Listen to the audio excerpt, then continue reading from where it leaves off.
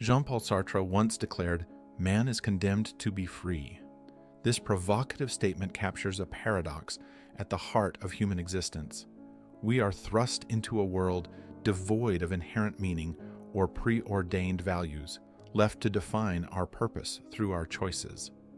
The term condemned reflects the inevitability of this freedom. It is neither punishment nor privilege, but a fundamental aspect of our being. Sartre's view reframes freedom as an inescapable responsibility, one that requires us to confront the absence of external guidance. It is a freedom that liberates yet burdens, leaving us grappling with doubt, anxiety, and the weight of our decisions. Sartre offers us a paradoxical hope. While we are left without a map, we are also empowered to chart a course uniquely our own. This duality of despair and potential lies at the heart of existentialism. With freedom comes the inescapable weight of responsibility. Sartre's philosophy compels us to recognize that without divine decrees or societal scripts, we must create our own essence. Every choice, no matter how mundane, becomes a reflection of our values and aspirations. Consider the universal dilemma of choosing between security and passion. Do you pursue a stable path that offers comfort, or risk uncertainty to follow a deeper calling? This decision is not merely practical. It defines who you are and who you wish to become. Each path you choose excludes countless others, a reality that gives rise to existential angst. This angst of choice, a cornerstone of Sartre's philosophy, is not mere indecision. It is the anxiety of recognizing that with every step forward, infinite possibilities vanish. Unlike animals or objects, which act without self-reflection, humans are uniquely aware of the implications of their freedom. This awareness, at once a gift and a curse, sets us apart, but leaves us with a haunting question. How do we navigate a world of endless possibilities? Freedom, Sartre suggests, is not something we can set aside. Even the refusal to choose, a passive acceptance of circumstances, is itself a choice. This relentless nature of freedom is why Sartre saw it as both empowering and deeply burdensome. It leaves no room for complacency, no space to escape the necessity of self-definition. But while Sartre insists that we are condemned to be free, determinism challenges the very idea of freedom itself. They argue that our choices are not entirely our own, but shaped by forces beyond our control, our biology, upbringing, and environment. Determinists contend that freedom is an illusion created by our consciousness. While we feel as though we are making deliberate choices, these choices are often predetermined by unconscious processes. Sartre, however, would reject this view, arguing that even if external factors influence us, we still have the capacity to reflect and choose how to respond. He believed that freedom lies not in the absence of influence, but in the awareness of it, and the courage to act authentically despite it. Consider someone choosing between two jobs. One is secure, but unfulfilling, the other risky, but aligned with their passion. Determinists might argue that their decision is influenced by their upbringing, past experiences, or even genetic predispositions toward risk-taking. Sartre, on the other hand, would assert that no matter the influences, the final choice and the responsibility for it rests entirely with the individual. This debate between freedom and determinism raises an uncomfortable question. If our choices are not entirely our own, does this lessen the weight of Sartre's burden of freedom, or does it make his philosophy even more urgent? Freedom, for all its celebration, is profoundly paradoxical. Sartre reveals that freedom is both liberation and burden. As he famously observed, the more free we are, the more we are burdened by the responsibility of our choices. This paradox becomes especially evident when we confront the overwhelming abundance of options in modern life. Unlimited freedom can lead to paralysis, a state where too many choices make decision-making feel impossible. Take, for instance, the myriad career paths, relationships, and lifestyles available today. While this abundance might seem like the pinnacle of liberation, it often leads to dissatisfaction. Every choice feels like a loss of all the paths we didn't take, leaving us second-guessing our decisions.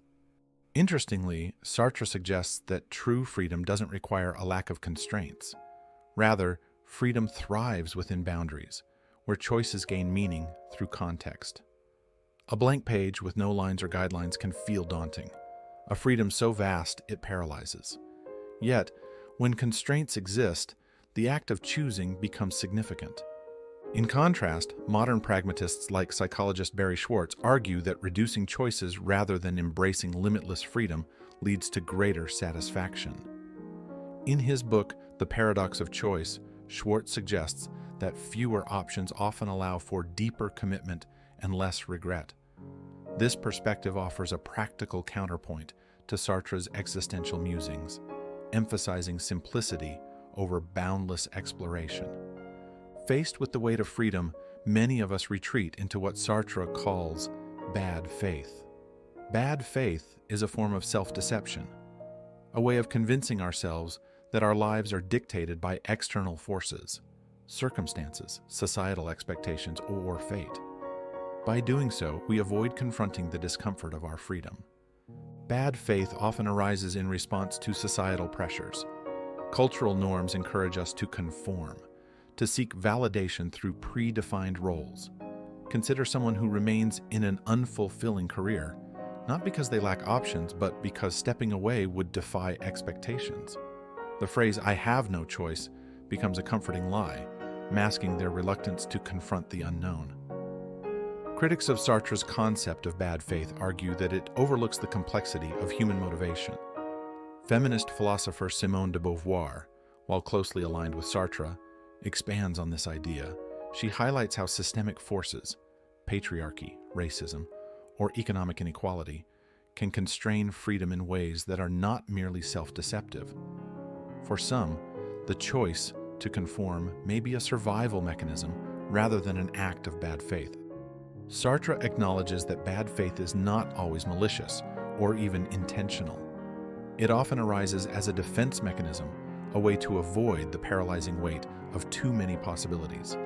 However, he argues that even this avoidance is a choice, a way of surrendering freedom rather than fully rejecting it. To live authentically is to embrace freedom in all its complexity. It means acknowledging that we are the architects of our lives, responsible for creating meaning in a universe that offers none. Authenticity requires courage, the courage to face uncertainty, to risk failure, and to endure alienation for the sake of our own values. Historical figures like Vincent van Gogh embody this courage.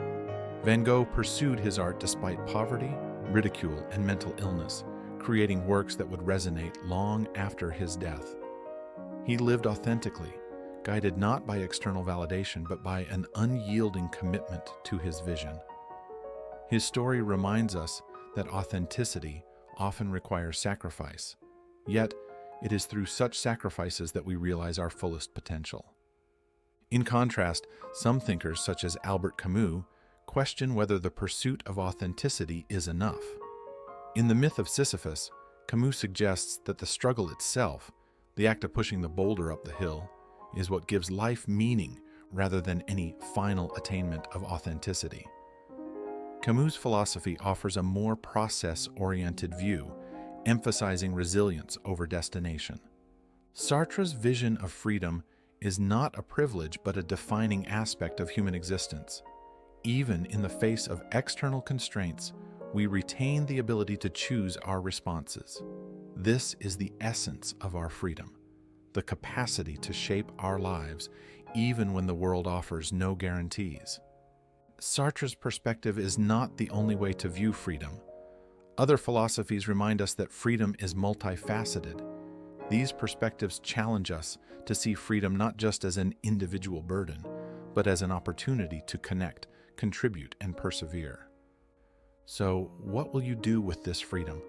Will you create a life of meaning guided by your values, or will you surrender to the comfort of excuses and societal scripts?